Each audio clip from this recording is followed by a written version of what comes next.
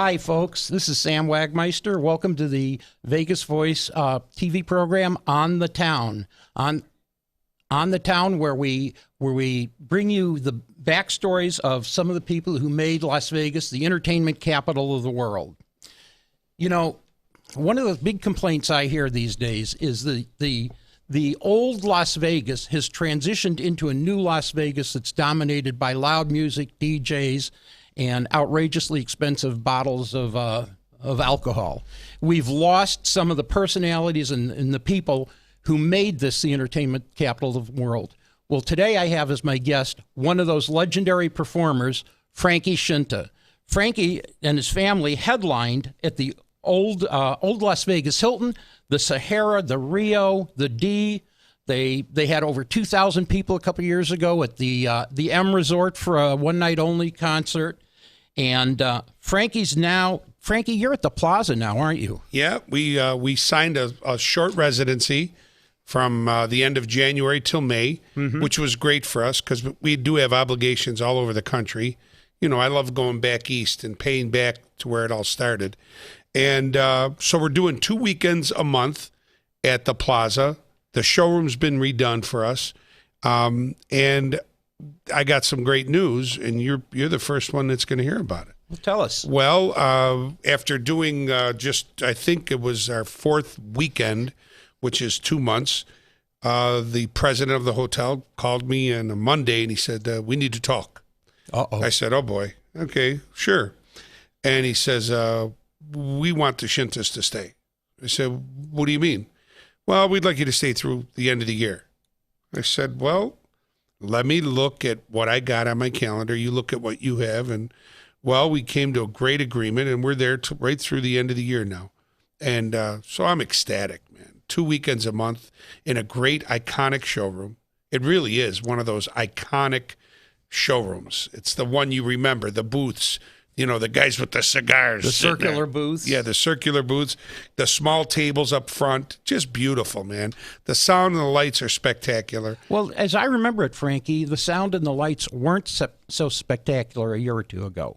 Well, you know what? When I went to the D, it was a great thing because Derek Stevens, who happens to be from Detroit, who happens to be a friend of Joe Vicari from the steakhouse. The D is the old Fitzgerald. Yes. Okay. And Joe Vicari's steakhouse is there now, one of the number one steakhouses in Vegas. Andiamo? Right. Well, Joe Vicari is the guy that brought the Scintas to Vegas almost 17 years ago.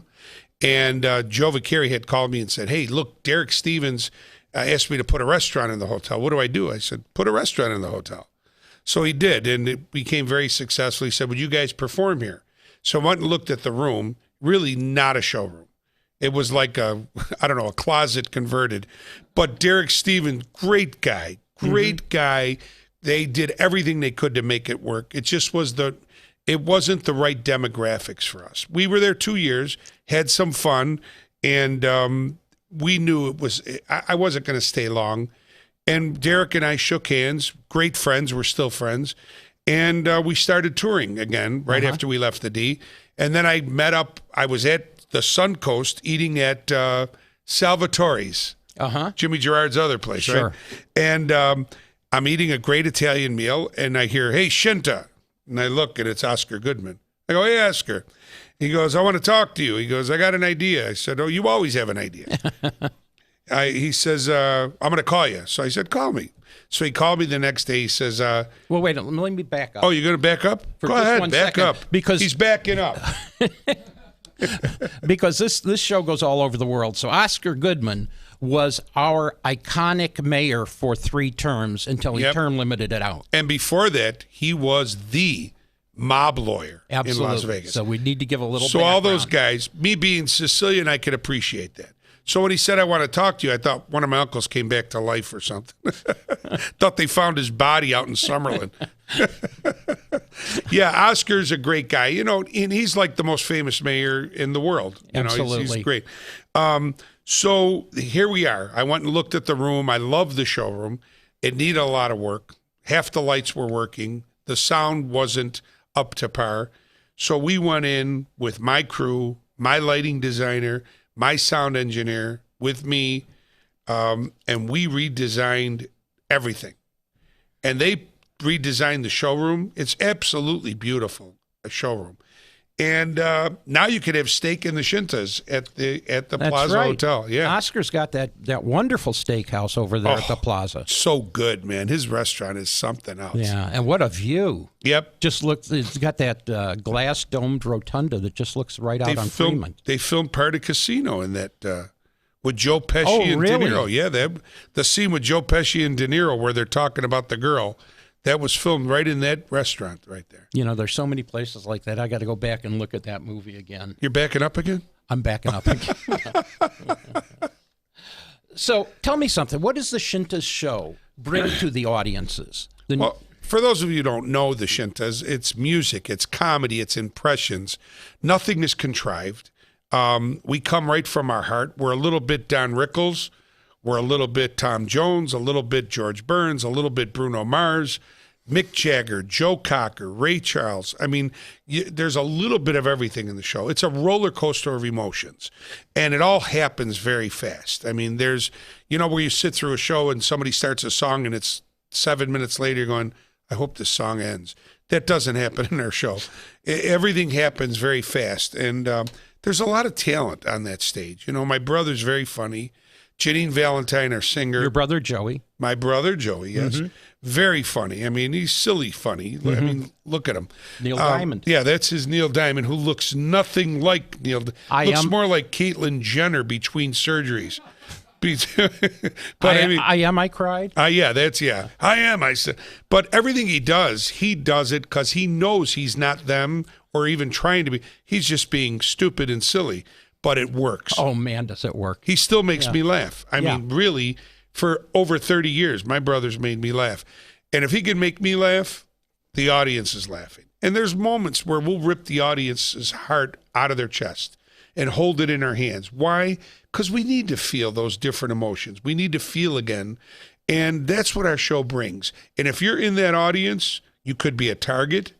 You are going to have the time of your life. I've seen you make targets out of audience members, and it's always they always join in and enjoy the good-natured ribbing. Well, yeah, because it's from our heart. The guy that's sitting there depressed, we're not going to let that happen, especially if he's sitting up front. Mm-hmm. If he's got his arms folded, get my brother, hey, buddy, unfold your arms, let your nipples breathe. You're suffocating them. And we always get them, 99.9% of the time, we'll get them to turn around. There's only been that once or twice, and once a very long time ago in New York, it was a guy who you didn't want to make mad. He was one of these guys. Oh, man, did we piss him off. But it ended up being a very good friend of the family. The family? Our family. Oh, okay.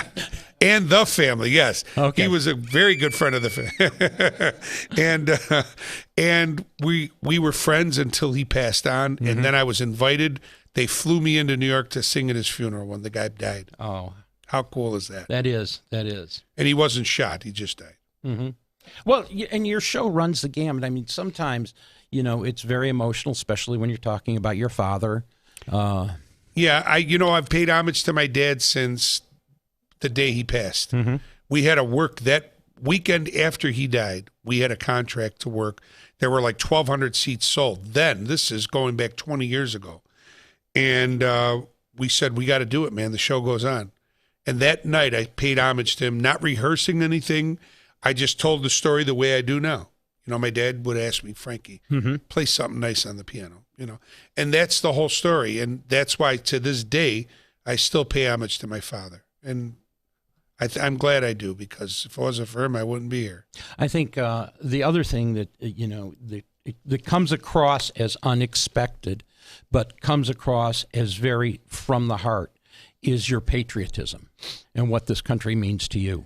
You know what, Sam, I love this country with all my heart. I'm not very happy what I see happening right now because there's some kind of an election going on. And it was in the newspaper the other day. I think I just heard about it. Mm-hmm. And it's like the Three Stooges out there. It's like whoop, whoop, whoop, whoop. I mean, I don't know. I swear to God, one's got the hammer, one's got the axe, and they're all nuts, I think. But I do love this country, and we forget sometimes who gave us our freedom. And those are our veterans, man. Those guys, those women, that put their lives on the line, gave their life and limb for this freedom. And they don't even let our kids know that anymore. That's why we're free. That's why we have the amenities we have in this country that not many countries have, because of that freedom that we fought for. So in my show, I talk about this country. I talk about the respect I have for the military then and now. And I even make the veterans stand up. Why? They don't want to be recognized. They don't care, but I care. We need to know that they're sitting in our audience, and those are the men and women that gave us our freedom. That's how we got where we are today. Absolutely. And the sincerity comes right through. Well, thanks. Frankie, I had the honor of doing a front page story about the Scintas a few years ago.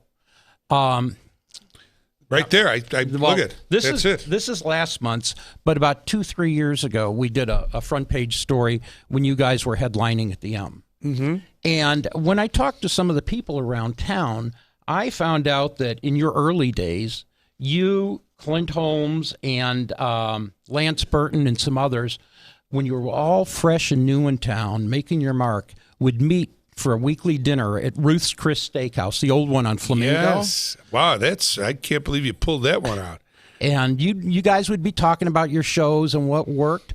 Tell us a little bit about those evenings. You know, those were great days because we'd sit there and have a steak and just a glass of wine, and everybody would talk. What a great night we had, this and how cool it was. In that day, Lance Burton, you knew where he was. Great magician. Great magician. And not only that, a great human being. Absolutely. And you know what I meant? His show was clean. It was fun. And you could bring kids, you could bring the elderly, and everybody walked out feeling the same way. Mm-hmm. And it was incredible. His magic was beautiful. Clint Holmes, you knew he was at Harrah's. Right. You knew the Scintas were at the Rio. There was an identity with the hotel and the entertainer. That doesn't really happen that much anymore. We're blessed now that we're at the Plaza. So if somebody goes to the Plaza, they're going to see our face everywhere, and they know, wow, that's where the Scintas perform. So we're identified with the property. And those were the days, we never thought it would end. You right. Just don't. You don't think it'll end. But then some young kid producer or guy that came in was probably a waiter and now the entertainment director said, why are we paying entertainers when we could let them pay us to perform here? I think this is going to surprise a lot of our audience members. Go it's called four-walling. Right. And that's when the artery was severed, really, for headliners in Vegas. And they said, well, you could perform here, but now you're going to give us this much a week, and you do all your own promotion, your own cab tops, your own billboards, and you could keep all the ticket sales. So you were renting the room from the casinos. Right, like a stripper does at a strip club. Right. Really, that's exactly what but in hindsight, it sounded okay. Mm-hmm. Lost $2.5 million. You cannot make money doing that, because when there's not a marriage between the casino and the entertainer, nobody really cares. I don't care what they do. I don't care what they do.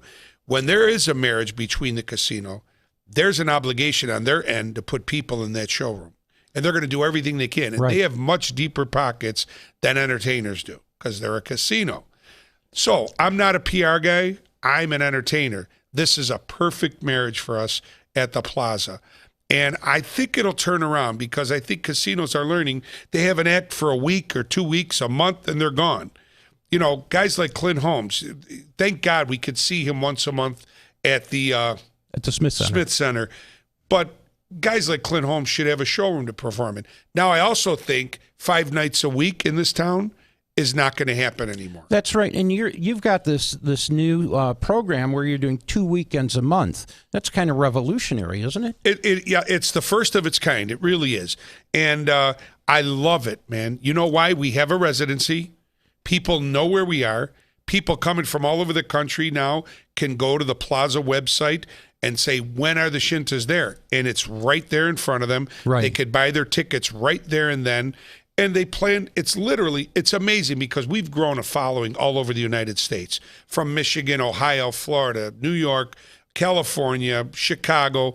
And people now come here on the weekends that we're performing and spend the weekend with us.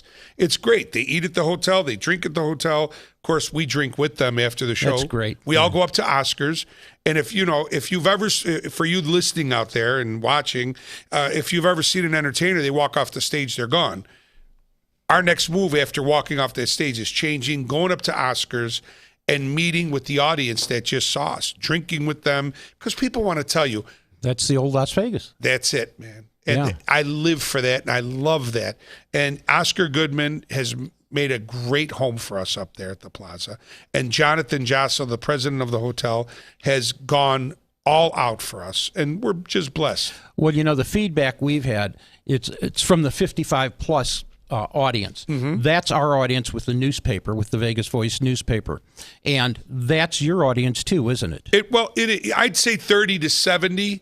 But that audience is an eclectic crowd, not only has expendable cash, they want to be entertained. The other thing is, those strip shows, the Cirque shows and the others at Caesars Palace Coliseum, for a lot of locals, become unaffordable. Yeah, they do. And our show is one of those shows that's affordable, and people have seen us literally 100 times. I mean, it's unbelievable to me. But our show changes every night. Why? Our audience is different every night. And if you're in that audience, you'll see that. If you come both nights when you're here, you'll see two different shows. You always have that ability to adapt, as far as I've seen, to adapt to your audience. That's what entertainment is, man. Yeah. You got to look at your crowd. You got to entertain to them, not the back wall. And that's what we do. So you guys have been extended now through the end of November. December, we always toured with our Christmas show, and Hanukkah, too. There's a little Hanukkah in it for our Jewish friends. Kwanzaa. Got to take care of the Jewish people. Okay. I mean, they're the lawyers that kept us Sicilians out of prison. I believe one of them helped get you over to the Plaza, too. Yes, they did.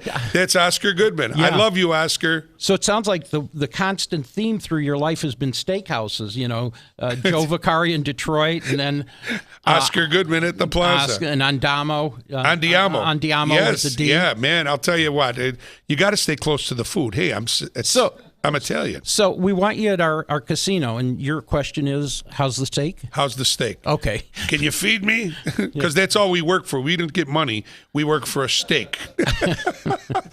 Kidding. Give me a cow. Well, I understand. There it is. I'll be right there, Bessie. Well, we're running short of time, but can you quickly just tell us a little bit about Grandpa Joe? Wow. Our grandfather, Kunta Scinta, Grandpa Joe came right from Valedolmo, Sicily, which is a province of Palermo. And he came here literally with the clothes on his back and grandma on his back. On his back. Yeah. And his guitars. He had 2 guitars and a mandolin. Well, he had 27 grandchildren. And when I was 6, he passed and left his instruments to me and my brother Joe. And that's how the whole damn thing started. I was 6 years old, never took a lesson. And it was a blessing from up above, man, that I knew how to play all these instruments, all string and percussion instruments. And the rest is history, man. That's it. And if you see the show, you'll see a little bit of everything in there, man. And I promise you come to the show, and it's a roller coaster ride. I believe you also play a little bit of percussion. Yep, I do. Sure. On the spoons. On the spoons. The spoons. That's right. I took those from the steakhouse. So, well, folks, Frankie Scinta, and I want to thank you. Thank you, buddy. It's just an honor to have you. I know I saw your show years before I came to Las Vegas, and it was just exciting then. And today it's as exciting and fresh as it always was. Got a great orchestra with Pete O'Donnell at the helm. The adopted Scinta. The adopted Scinta. We're kicking it, man. Great. 2 nights a week, 2 times a month. Okay. Folks, I'm glad that you had a chance to meet with Frankie Scinta. Would love to hear from you. You can contact me at sam@thevegasvoice.net. That's .net. Would love to get your emails, get your suggestions, and get your thoughts on the show. Look forward to seeing you next time. Thanks. Spill the water.